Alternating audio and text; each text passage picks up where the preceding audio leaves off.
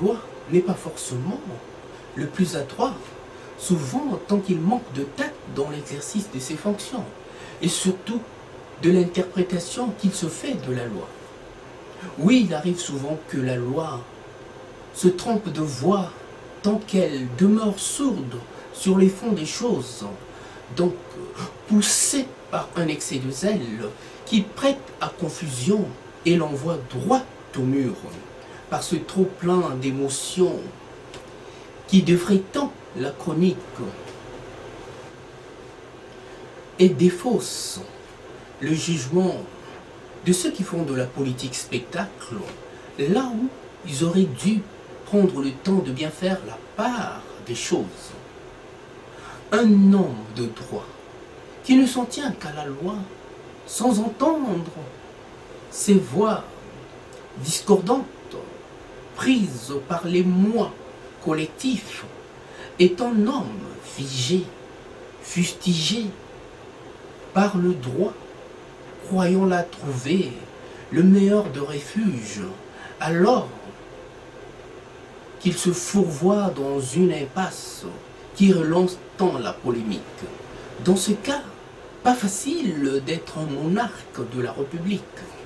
En ce temps de protestation, où la contestation bat le pavé, au point d'avoir pris de court un gouvernement qui se montre si maladroit par de répliques du tac au tac, là où se pose un réel problème de société qui interpelle plus d'une âme, plus d'une conscience. La gauche a ses valeurs qui doivent démentir ce dont on l'accuse, que de se jeter en pâture sous la pression médiatique qui montre à quel point ils ont peu de foi à ce qu'ils disent. Pour preuve, la pression obstrue l'esprit de discernement, d'aucuns diront induit en erreur.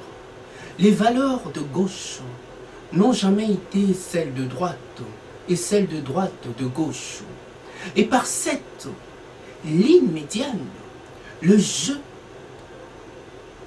n'est que plus clair de part et d'autre, et fait là toute la richesse de l'enjeu politique.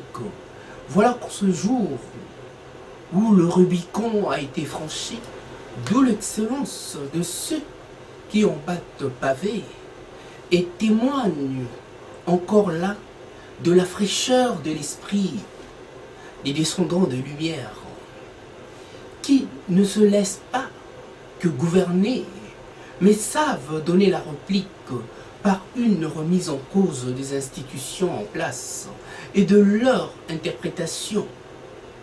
Cela montre aux politiciens qu'ils ne sont pas seuls maîtres à bord et doivent toujours être à l'écoute du peuple, de ses frustrations et surtout de ses attentes. Les textes n'ont jamais été aussi bien portés que tant qu'ils étaient aussi bien compris, tant qu'ils incarnaient les valeurs de la République, la liberté, la fraternité et l'égalité. Vaste chantier, me direz-vous, mais de qui dépend les débats? C'est ça la République française, où nul ne peut être lésé tant qu'on reste dans l'esprit des institutions de la République et de la Charte des droits de l'homme, cette déclaration universelle, par quoi on a su vendre la France à l'international, est encore de nos jours son meilleur ambassadeur. Dans un état de droit, le gouvernement n'est pas à l'abri du moindre faux pas.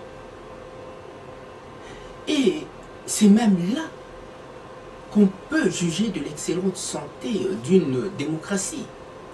Dans ce sanctuaire où la passion finit toujours par se rendre à la raison après avoir provoqué le débat. Aux politiciens de s'en tenir à leur éthique et de ne jamais trahir par l'arbitrage des sondages. Oui, la France est une véritable démocratie.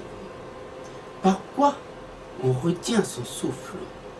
Par le biais des élections et par le biais de quelque crise que ce soit qui prend à contre-pied les institutions en place. Morale de l'histoire. Le pouvoir n'est véritablement jamais acquis tant qu'il marche sur les œufs.